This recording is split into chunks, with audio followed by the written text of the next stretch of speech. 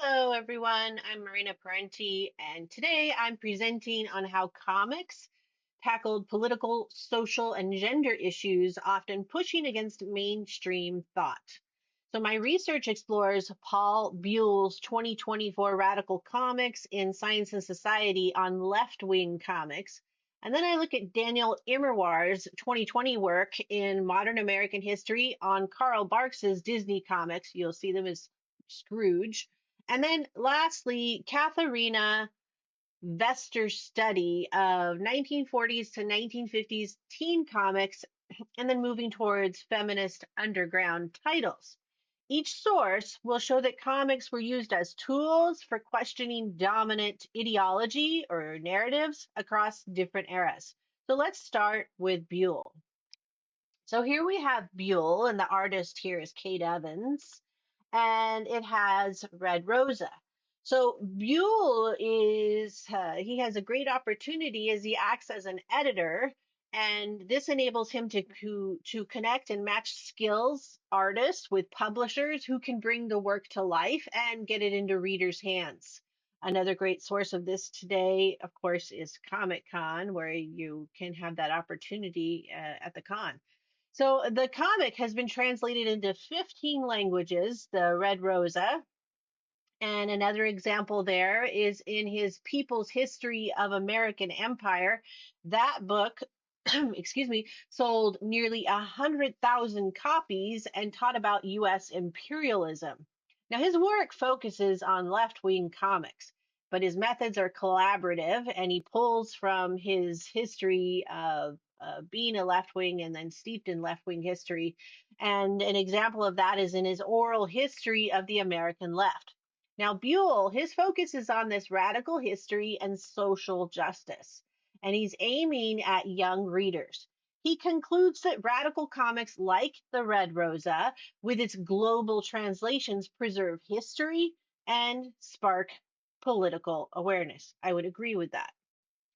Now we have one that everybody can relate to, and that is Uncle Scrooge. Now, the ducks in this story, they travel to a hidden city in Asia, and it's modeled after real world cultural sites like Angkor Wat.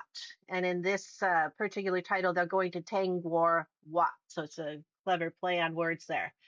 So the city in the comic book has been isolated for 1,000 years, and here the ducks suddenly appear. They arrive as salesmen, and they're peddling their miniature tape recorders, introducing modern technology to a traditional society that had never seen that.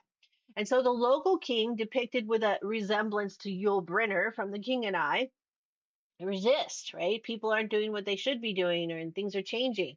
Well, ultimately, the society fails. Scrooge gets the gold, and the society is left in ruins. Now, Immerwahr, he had studied Karl Barks's Disney comics, including Uncle Scrooge, and his methodology uses the cultural history and he treats comics as sources to analyze their critique of U.S. foreign policy, much like I do with the critique of gender history with Wonder Woman. Now, he concludes that these comics, read by millions, influenced baby boomer skepticism. And what I find most interesting here is you can see this reflected in Indiana Jones films that are stylized after Barks's anti-modernization themes with Spielberg and George Lucas, who were influenced by these comic books. And then finally, we come on to Katharina Vester, or Katharina. I think it's Katharina. And she explores female bodies in comics. Her methodology uses cultural history where she's looking at the strips and the ads to study gender norms. How do we perceive women's bodies?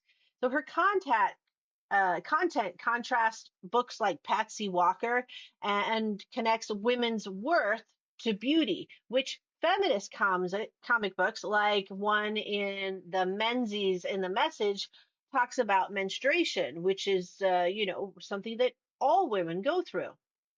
So other feminist titles include women's comics, which you see here, and It Ain't Me, Babe, which tackled sexism and women's rights. Now, Vester concluded that feminist comics redefined female agency. Each work that I have presented shows the comic's ability to offer alternative perspectives to a wide range of audience and topics, from radical education and anti modernization critiques to evolving gender ideologies. Thanks for listening.